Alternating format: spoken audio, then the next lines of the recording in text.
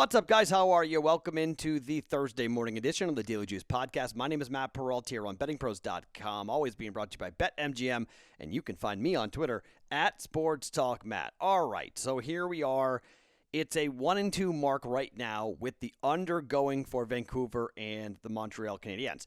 It's getting late. It's 9:30 on the West Coast. It's 2-1 still right now for Montreal. We got 3 goals to play with, so hopefully we don't get burned in the third period again, because that's what happened with the Golden Knights and the Minnesota Wild. Look, I didn't think Fleury would fall on his face like that and give up 3 goals in the third period and get pulled.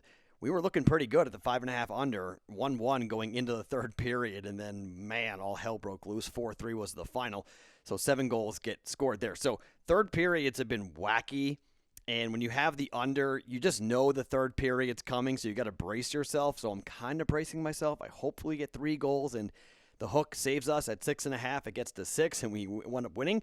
So if that happens, we're 2-2.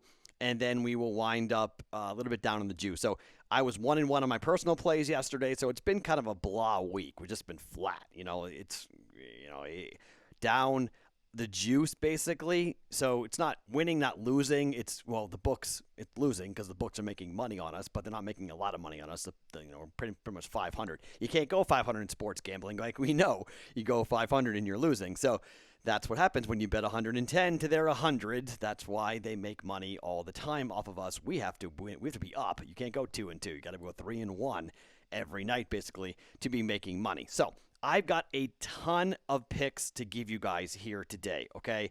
And I'm not going to go in depth on all of them, because I'm trying to keep this podcast to 15 minutes, okay? That's going to be kind of my goal here.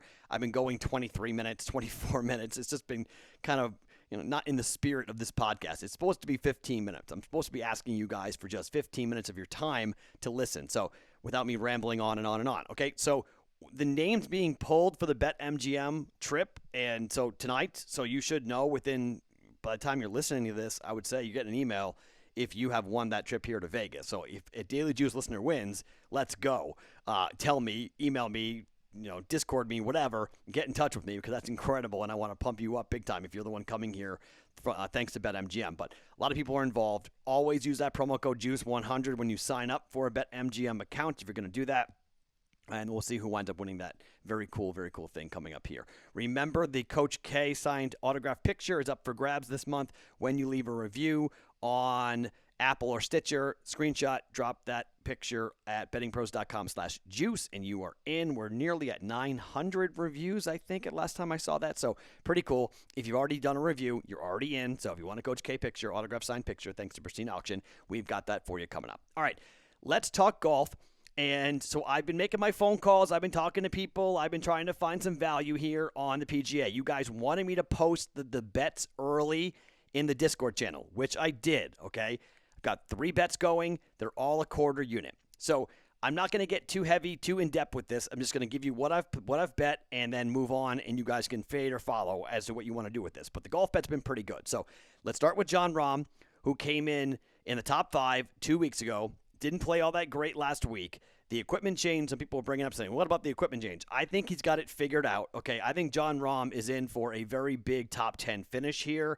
I've got Jon Rahm to bounce back after a so-so performance last week, because much like the Masters, this golf course at TPC Sawgrass, you've got to put the ball in the right place. You can't be wayward. That's why I'm a little bit wary on Bryson DeChambeau. You can't just rip this golf course and blast it. You got to be accurate. You got to be on the right side. You got to be in the right place on the greens. I think that's perfect for Jon Rahm, who hits it a far way and also can control the ball really well. I got Jon Rahm top 10 plus 200 for the first play. Second play, a little bit of a longer shot, but a guy who has played really well on this golf course in the past, has had some success here at the Players Championship. Webb Simpson, top 10, Webb Simpson. We're going plus 275 for Webb Simpson in the top 10. All right, a little bit of a flyer, a little bit of a longer shot there, but I think a guy who could be in contention, who could actually win this golf tournament. A lot of people are saying, that those 85-1 odds on him at FanDuel yesterday, not a bad flyer to take on Webb Simpson to win this thing. and kind of avoid the bigger names and take somebody a little bit off the beaten path who may be, rising up and maybe having a big performance because he plays well at this golf course. So I'm going to trail that. That comes from my golf guys. They think Webb Simpson's playing some really good golf. We're going top 10 Webb Simpson at plus 275. And I've got one kind of like bleep you play for you. So I got an email from a guy who was critiquing every word that I say. He does not like the way that I say Cantlay. It's Cantlay. When I say it fast, it's Cantlay. But it's Cantlay. Patrick Cantlay. Okay, I understand. I'm saying the name. I'm adding an A. It bothered this person a lot. He was mad that I say Gonzaga. He's like, it's Gonzaga. Okay, fine. We say Nevada. I get that. People get angry at that type of stuff. But this person went on and on trying to critique my language. So I'm now betting Patrick Cantlay. Patrick Cantlay. He's going to go top 20. Top 20 plus 125. Got that here in Vegas. That's a Vegas bet at the Westgate Superbook.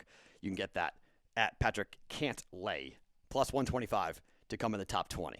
So I bet that at a quarter unit. So 3 plays, Rahm top 10, Simpson top 10, Cantlay top 10 at plus 125 for the Players, which begins this morning in Florida. Okay, so let's now go and say, okay, Matt, you got a quarter unit flying around. I'm going to get involved here with the Boston Celtics and the Brooklyn Nets. And we got 1-1 last night on the player props. We got the easily on the DeMar DeRozan over 19.5, got there easily. We missed by 1.5, 1 bucket. All we needed was one more bucket or two of the 5 missed free throws by Ja Morant. He finished with 21 points. He missed 5 free throws. I mean, that's just blah. So he hits 2 more and hits 2 of those free throws, and we cover. So we don't cover, unfortunately, so we come up a bit short on the Ja Morant bet from last night. So 1-1 on the player props. I'm just going to do 1 here tonight because of the fact that we've got a quarter unit hanging out here thanks to the golf bets.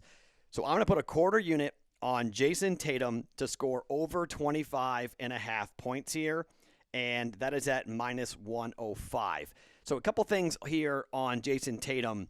His performances against Brooklyn have been okay. They took them on in the second game of the year, and Jason Tatum scored 20 points.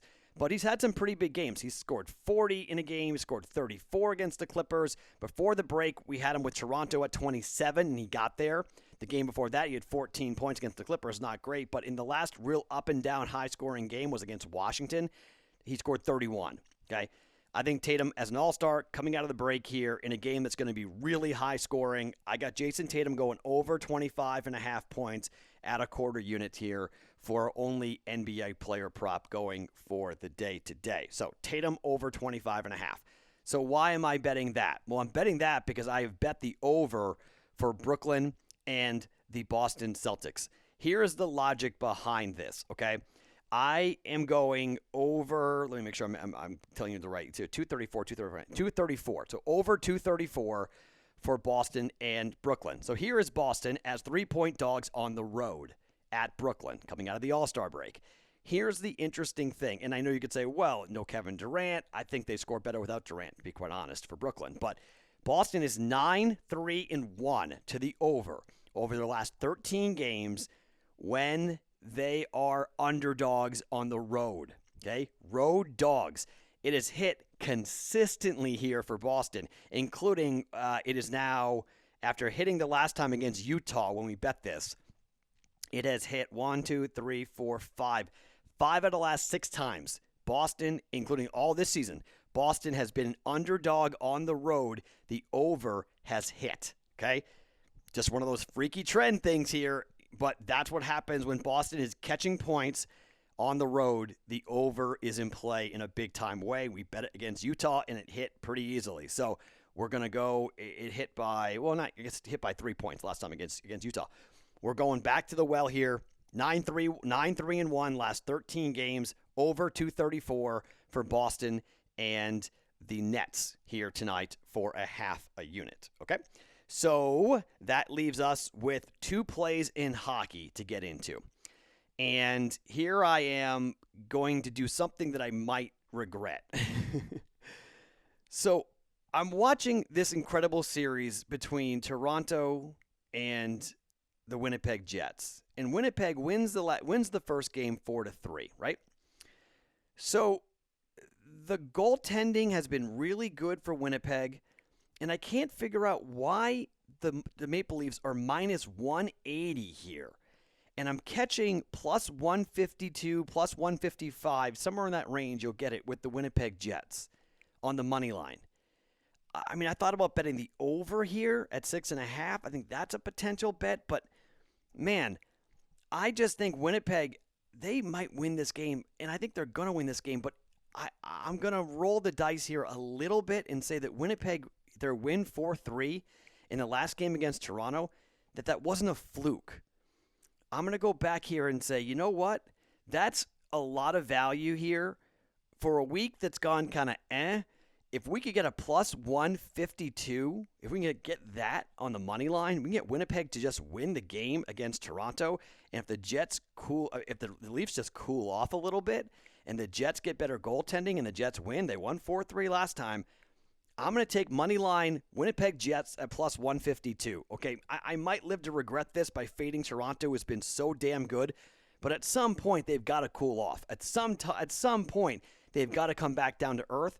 They lost the first game. Let's see if they can lose the second game here. Let's take Winnipeg at plus 152 on the money line to beat the Toronto Maple Leafs here. And I love the Maple Leafs. You guys know this, but I just think that's a little funky for a team that beat Toronto to get that type of value for a team that just is coming off of a win. I mean, I was looking at the Bruins. The Bruins are minus 198. That's too heavy. Okay, it's too many. The Islanders are minus 225. Hurricanes are minus 225. I mean, all these favorites.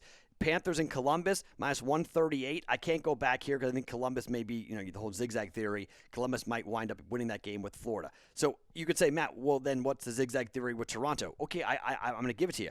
Value play. Okay, I may be dead wrong about this, and you may want to fade this and go the other way, but I can't lay minus 180 on this. It's just too expensive. I think these teams are more evenly matched than that. So we're going Winnipeg plus 152 on the money line. And with the other half unit, we're going to go look at one of my favorite teams to bet on the over, the Pittsburgh Penguins. All right? The Pittsburgh Penguins right now, you can get this a couple different ways, okay? I got this at 5.5 minus 135, okay? I saw a book here in Vegas at 6 minus 110. Okay, so you can shop around. You probably can find 5.5 somewhere. You're going to pay a little more juice on it, but I'm comfortable paying a little more juice. Penguins, Sabres, 5.5. We're going over. The trends are wild. Pittsburgh, 4-2, 5-1, 4-3, 4-3, 5-2. Last 5 Penguin games, all over. Sabres, 5-4, 5-2, 5-2, 5-2, 3-2. Last 4, all have gone over. Buffalo is horrible, like we know. This is the first time these two teams have played each other. Sabres, again, I just need 2 goals out of the Sabres. Okay, that's it. They're going to give up 4. Okay, they're giving up 4. 5.5 minus 135. It's a little expensive, I know, on the juice here, but we're going over 5.5 goals for Pittsburgh and Buffalo. I'm going over here between these two teams, and I just think you're going to wind up getting, bet this as soon as you can, because 6 is okay too, because 6 is a push, but you probably will cash, because I think 7 goals are very good potentially to be scored here with just a horrible Sabres team. So just need a couple of goals out of the Sabres, and then we should be okay. Pittsburgh against Buffalo here. We're going over 5.5 goals at minus 135 for Pittsburgh and Buffalo. Okay, so a lot of plays, a lot of things in action, but we have a half a unit hanging out. And you may go, no, Matt, that's not like you. You normally wrap that up. You don't like to leave a half a unit hanging. The Creighton Blue Jays. The line's not out. The Creighton Blue Jays are taking on Butler in the quarterfinals. Yeah, quarterfinals or semifinals. Thursday, quarterfinals of the Big East tournament, okay? So Xavier gets bounced by Butler yesterday. Xavier had a lead. They couldn't hold on to it. They lost by 1 to Butler, who played in the opener. The Creighton Blue Jays are playing their first game with Greg McDermott. It's going to be a lot of emotion. The Jays just beat Butler by 20 on senior day. The Jays lost to Butler on the road by 7. This is the rubber match between these two teams. The Jays are not going to take Butler easily. The line, I'm going to predict the line is going to be somewhere around 10-11, okay? If this thing is like 14, 15, I may bet on Butler. Okay, if we're talking about like a really lopsided line, if it comes in at 10 or 11 points, I'm going to lay it, and I think the Jays are going to come out and really smack Butler. I think in their first game in the Big East tournament, I think having the extra day's rest is big, but then getting Coach McDermott back, I think is a really big, big lift for these guys. I think they're going to play really hard for their coach. They're past that controversy. It's not hanging over their heads anymore, and I think they'll shoot really well. And I think they'll hit a bunch of threes, and I think they're going to smack Butler pretty good. So that's where my half a unit's going to go. If that line is so out of whack, I can't play it. I might play the Ball State and Toledo over. But I got to watch and see how high that thing gets. If that thing gets to a 158, I'm going to bet under. Unders in tournaments are sometimes better because teams play more tightly. They're a little bit more conservative. They're not running up and down like crazy. In the first game, maybe that happens. But I'm a little bit skeptical and I'm a little bit shy to bet totals here in conference tournaments. It's not like the regular season. I don't like playing overs or unders in the NCAA tournament at all. I really don't like playing it in conference tournaments. So I'm a little bit skeptical to get involved here with Toledo and Ball State for the over, even though we bet it a ton in Toledo overs were a thing for us during the regular season, but just not entirely comfortable doing that. So that's where my mind is right now for that extra half a unit in the Discord channel. BettingPros.com/chat to get into the Discord channel. I will post the final play at some point during the day. Yes, I will have a personal UNLV play going against Utah State today. I got that right. I'm 12-11 now betting on UNLV. We'll have another play. They're going to lose today, so it's going to be the end of the season for UNLV. So let's see if I can go 13-11 and get over on the juice a little bit for the every game betting on UNLV little thing that I've been doing. So to recap the plays real quickly here for Thursday. John Rahm, top 10 plus 200. Webb Simpson, top 10 plus 275. Patrick Cantlay, top 20 plus 125. Jason Tatum, over 25.5 points, quarter unit. The Jets, moneyline win over Toronto, half a unit. Pittsburgh, over 5.5, minus 135 for a half a unit. Boston, the Celtics, over 234 against the Brooklyn Nets, 234 over with that. And we are taking one college basketball game, the Creighton Blue Jays, which I'm not sure yet what we're going to bet, but we will have something in the Discord channel for you for that. My name is Matt Peralta. Follow me on Twitter, @SportsTalkMatt. Every single morning, it's the Daily Juice podcast right here on BettingPros.com, brought to you by BetMGM.